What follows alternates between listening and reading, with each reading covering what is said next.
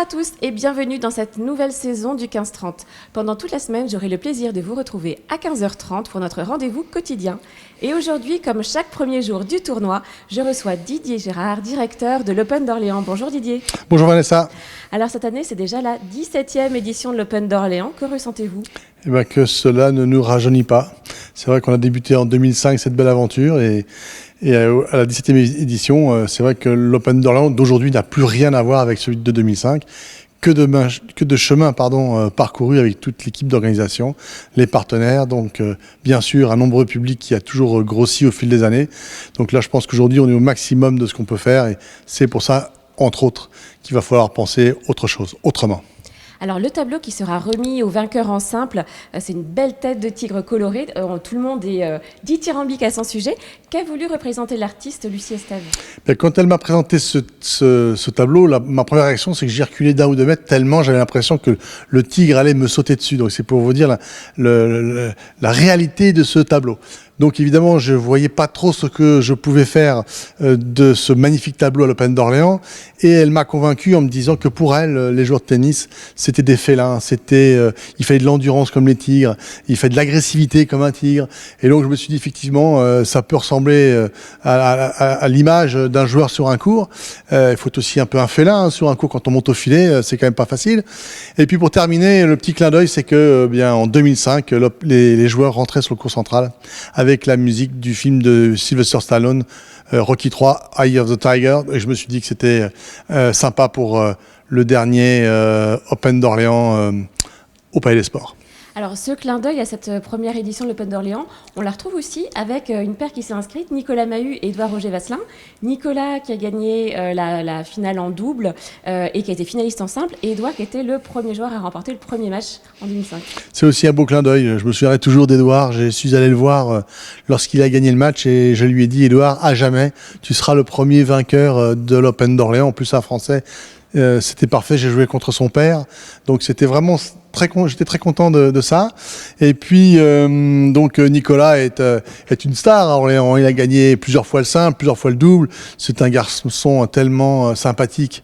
Donc quand il m'a dit qu'il venait jouer l'Open d'Orléans en double avec Roger Vasselin, j'étais ravi.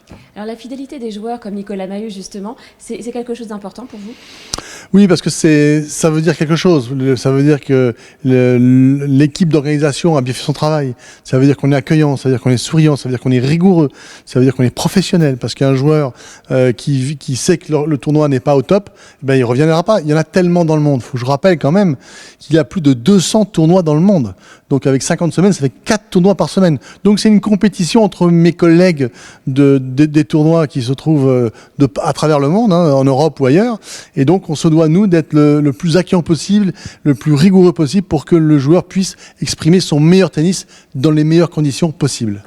Alors vous allez également accueillir deux anciens vainqueurs au niveau de la fiche simple, donc Norbert Gambos et Henri Laxonel qui est lui le dernier vainqueur. Ça vous fait plaisir de voir revenir tous ces anciens tenants du titre ? Oui, c'est pour la même raison. Ça veut dire que bien sûr eux ils ont quelque chose de particulier parce que ils ont eu la victoire finale. Et donc nous de les revoir, ça nous rappelle aussi les bons souvenirs qu'on a passés avec eux. Alors pour Henri, c'était l'année dernière, pour Gambos, c'était il y a 3-4 ans. Donc ce sont des très bons souvenirs. Et je me souviens particulièrement de la soirée avec l'organisation et Norbert qui était resté à la soirée. Et donc voilà, c'est ces souvenirs-là qu'on aime bien partager. Et quand je l'ai revu sur le court central, on s'est chaudement salué et c'est sincère et je sais que c'est apprécié par lui et comme pour moi bien sûr. Alors parlons un petit peu du plateau de cette 17e édition, vous en êtes satisfait ? Oui, grandement. Pour la première fois, on a les 4 premières têtes de série françaises. On a bien sûr le joueur français en forme du moment, Corentin Moutet, 8e de finaliste à Flushing Meadows à New York, donc je suis ravi. Ensuite, on a le français incontournable aujourd'hui, la référence du palmarès, Richard Gasquet, qui a battu le nombre de victoires sur le circuit ATP de Yannick Noah. C'est pour vous dire, il a fait plus de 500 victoires sur le circuit. Donc c'est un grand monsieur du tennis mondial. Donc Richard à Orléans, c'est un grand plaisir. Ensuite, on a le jeune français qui monte, Hugo Gaston. Il a battu le numéro 1 mondial, Alcaraz, à Paris-Bercy il y a 10 mois. Donc c'est un joueur très talentueux. Donc on est ravis de l'accueillir pour la première fois à l'Open d'Orléans. Et donc, il ne nous restera plus qu'un seul joueur, car tous les autres meilleurs Français sont venus ces dernières années. C'est Gaël Monfils. Je ne doute pas qu'on arrivera peut-être à l'avoir un jour. Alors Didier, tout le monde se pose la question de l'avenir de l'Open d'Orléans. À ce jour, est-ce que vous êtes en mesure de nous dire où vous organiserez la 18e édition de l'Open d'Orléans ? Hélas non. J'aimerais pouvoir l'affirmer aujourd'hui parce que nous avons besoin, pour un événement de ce niveau, on a besoin de travailler en amont aussi pour organiser, pour préparer, pour convaincre les partenaires de nous faire confiance.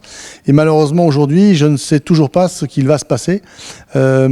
J'espère vivement que le maire d'Orléans, et qui est aussi président de la métropole, nous donnera les moyens de pouvoir faire poursuivre cette belle aventure à Orléans.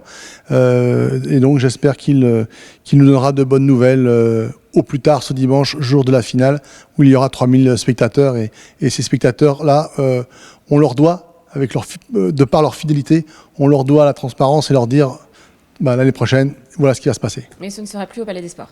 Ça, c'est sûr, parce que le Palais des Sports, il a vraiment son âge, il a plus de 50 ans. L'Open d'Orléans, comme je l'ai dit tout à l'heure, n'est plus le même en 2005 qu'en 2022. Et donc, on ne peut plus, avec toutes les contraintes techniques, de sécurité, la pression que j'ai à ce niveau-là, je ne peux pas travailler sereinement. Et quand je ne peux pas travailler sereinement, je préfère passer la main. Donc, pour le Palais des Sports, c'est triste parce que l'histoire s'est écrite ici. J'ai des partenaires qui m'ont dit, Didier, si on reste au Palais des Sports, c'est pas plus mal. C'est notre petit cocon, c'est là où on s'est connus, c'est là où on a démarré notre histoire. Pour nous, c'est pas un problème si on reste au Palais des Sports. Malheureusement, là, c'est vraiment plus possible. Et puis, c'est pareil, les joueurs du top 100 mondial, hein, n'oublions pas, on n'est pas les seuls à organiser un tournoi de tennis ATP.